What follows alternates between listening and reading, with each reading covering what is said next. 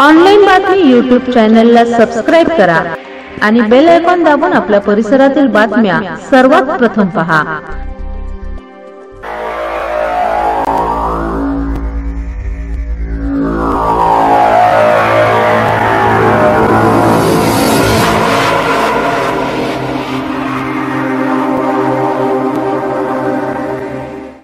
मी साहेब जास्त महाराष्ट्र आणि देशाच्या राजकारणावर बोलणार नाही।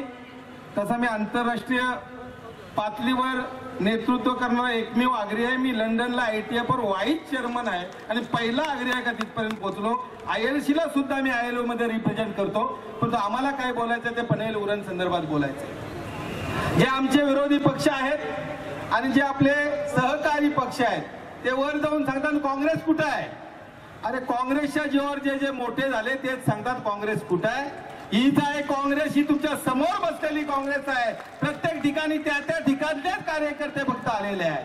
2014ला पराभव झाल्यानंतर परिस्थिती अतिशय वाईट होती, गांभीर्याची होती, कारण आमच्या बरोबर कोणच नव्हता। या मतदारसंघात फक्त 8,000 मतं पडली। आता मी तुम्हाला सांगतो काही कुणाशी आमचे अलायन्स करू नका। काँग्रेस सोबत लढा। दोन्ही मतदारसंघात तुम्हाला आमदार निवडून द्यायची कॅपॅसिटी इथल्या कार्यकर्त्यांची आहे। काय आपण सांगतो शेतकरी कामगार पक्ष आहे, समोर बीजेपी जे उसना बीजेपी आहे, कारण 5% बीजेपी होती ते गेल्यानंतर वाढली, काँग्रेसवाले गेले। जे काँग्रेसवाले गेले ते अशा अडगळीला पडलेत का गंजल्या जसा लोखंड गंजते तशा त्या कार्यकर्त्यांची अवस्था झाली। आणि साहेब आमच्याकडे आता प्रवेशाची लाईन लागलेली आहे आणि येणारा काल मुंगाजी, गुरुदत्त नारायण मुंगाजी, भरत कशरथ मुंगाजी, वीरेंद्र भरत मुंगाजी, चेतन, विशाल, वैभव अशी हजारो लोक जोरात जोरात अजून जोरात काँग्रेस पक्षाचा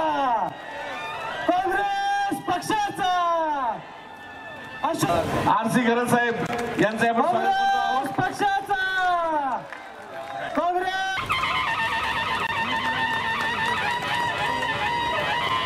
यांची पनवेल शहर जिल्हा महिला काँग्रेसच्या अध्यक्षपदी नियुक्ती, त्याच पद्धतीने माया आईरे यांचे अनुसूचित विभागाच्या महिला अध्यक्षपदी निवड झाल्याबद्दल त्यांना नियुक्ती पत्र। अध्यक्षांची नियुक्ती करत असताना या ठिकाणच्या ज्या लोकांनी आज काँग्रेस पक्षामध्ये प्रवेश केला त्या सर्वांचं मी जोरदार टाळ्यांनी आपण त्यांचं स्वागत या ठिकाणी केलं पाहिजे। या सगळ्या एकंदरीत संघटनात्मक ताकदीने काम करणारी, राहुल गांधीजींच्या विचाराला खऱ्या अर्थाने ताकद देणारी आणि या देशामध्ये आणि महाराष्ट्रामध्ये परिवर्तन करून आणण्यासाठी आपल्या सर्वांनी आज जोरदारपणे शक्ती प्रदर्शन केलं, त्याबद्दल प्रथम मनपूर्वक आपल्या सर्वांचे मी आभार मानतो। मित्रांनो, हा रायगड जिल्हा मुंबईला लागून असलेला हा जिल्हा आहे आणि या जिल्ह्यामध्ये काँग्रेसची ताकद आहे।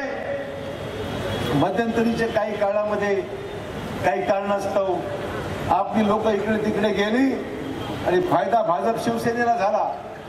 मला वाटतं की या देशामध्ये बदलत चाललेलं चित्र, या तिन्ही राज्यामध्ये 5 राज्यांपैकी 3 राज्यामध्ये काँग्रेसची आलेली राजवट, छत्तीसगड, मध्य प्रदेश, राजस्थान या तिन्ही राज्यामध्ये काँग्रेसला मिळालेलं बहुमत हे संकेत कशाचे आहे कि वक्त बदल रहा है, कांग्रेस आ रही है। राहुल जी आने वाले हैं और मोदी जी जाने वाले हैं। आज ही भूमिका घेऊन आज काँग्रेसच्या या सगळ्या माझ्या सहकारी मित्रांना मला विनंती करायची आहे की शक्तीची नोंद आपण करतोय, अतिशय महत्वाची आहे। मी आपल्या तालुक्यातील सर्व तमाम कार्यकर्ते अभिनंदन करेन। या शक्तीचा आपण नोंदणी करा आणि राहुल गांधी थेट संवाद साधा। पनवेलला मी राज्याचा मुख्यमंत्री असताना आपल्या घराला आहे त्याच ठिकाणी इन्स्टिट्यूट डेव्हलपमेंट करण्याच्या बाबतीमध्ये FSI वाढवण्याचा निर्णय कोणी घेतला होता? मी घेतला होता, मला मुद्दाम सांगितलं। आज ते म्हणतात क्लस्टर मध्ये सामील व्हा, क्लस्टर मध्ये सामील व्हा आणि घर बांधला क्लस्टर मध्ये। मला वाटतं की हा निर्णय बदलण्याची गरज आहे आणि लोकांना पाहिजे त्या ठिकाणीच घराचं डेव्हलपमेंट झालं पाहिजे ही लोकांची मागणी, बरोबर आहे? हीच लोकांची मागणी। मला महेंद्र घरात म्हणाले की साहेब लोकांची मागणी आहे आहे तिथे इन सिटू डेव्हलपमेंट झालं पाहिजे, FSI अतिरिक्त मिळाला पाहिजे आणि त्या ठिकाणी लोकांच्या मागणीप्रमाणे आज सरकार काय करते? या सरकारला बुडभर लोकांच्यासाठी सरकार चालवायचं. कॉन्ट्रॅक्टर ठरलेला विखे पाटील म्हणले त्याप्रमाणे माती कोणी आणायची, माती कोणी न्यायची, माती कोणी खायची, एवढं कार्यक्रम चालवायचे. हाच कार्यक्रम चालू आहे. सामान्य माणसाला या उरणच्या या सगळ्या पनवेलच्या डेव्हलपमेंट काय मिळणार आहे? हातात काय पडतंय का? टोलेच्या इमारती झाल्या, व्यापारी संकुल झाले, मॉल झाले, सामान्य माणसाच्या जमिनी गेल्या, पण मावेजा मात्र काही मिळत नाहीये. हवा तो मावेजा मिळत नाहीये. आज त्या ठिकाणी आपण पाहतोय आपल्या या भागामध्ये जमिनी लोकांच्या घेतल्या. मला मगाशी माळी म्हणत होते HOCLच्या जमिनी होत्या, मागच्या काळामध्ये घेतल्या होत्या, बरोबर आहे.